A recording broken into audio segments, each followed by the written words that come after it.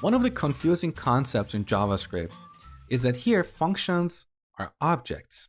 So this circle function we have here is actually an object. Don't believe me? Let me show you. So circle dot, look, these are all the members of this circle function or circle object. So the purple icons are methods like call, bind, and apply, and the blue icons are properties. So let's take a look at a few of these members in the console. Here in the console, circle dot name, that returns the name of this function. Circle dot length returns the number of arguments. Now earlier in the last lecture, I told you that every object in JavaScript has a constructor property, and that references the function that was used to create that object. Now here's the interesting part. Who do you think created this object? Let's have a look. So circle dot constructor. So here we have another built-in constructor called function. And when we declare a function using this syntax, internally, JavaScript engine will use this function constructor to create this object. Let me show you.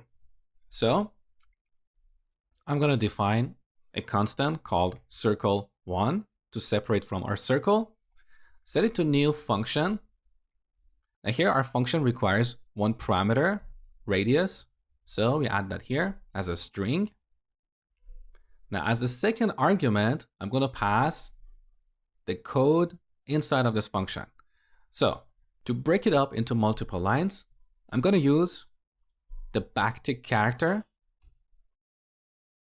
and then simply copy all this code and put it here.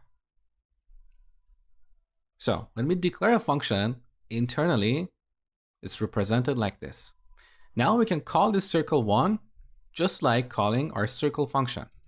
So we can create a circle object by newing up circle1 and pass 1 as the radius.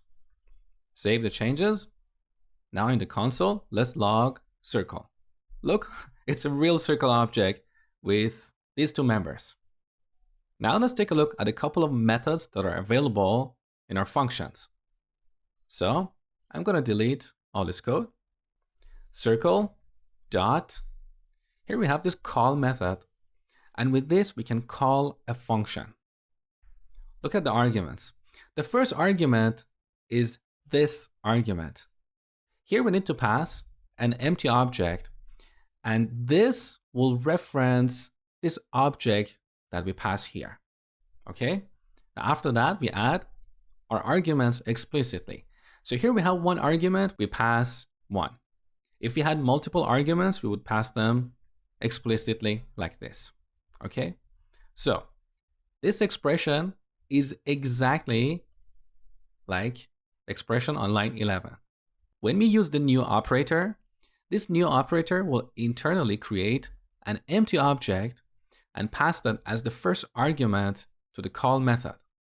And this object will determine the context for this. So this will reference this object. Earlier, I told you that if you don't use the new operator, this by default will point to the global object, which is window. So if I want to rewrite this expression in this way, instead of passing an empty object, I would pass window. Of course, we don't want to do this. I'm just explaining to you what happens under the hood. So let's revert this back. So the first argument here specifies the target of this. Okay.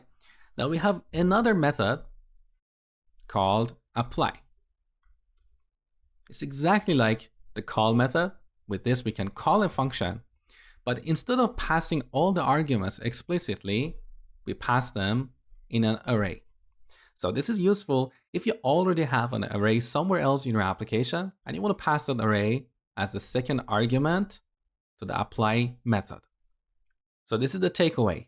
In JavaScript, functions are objects.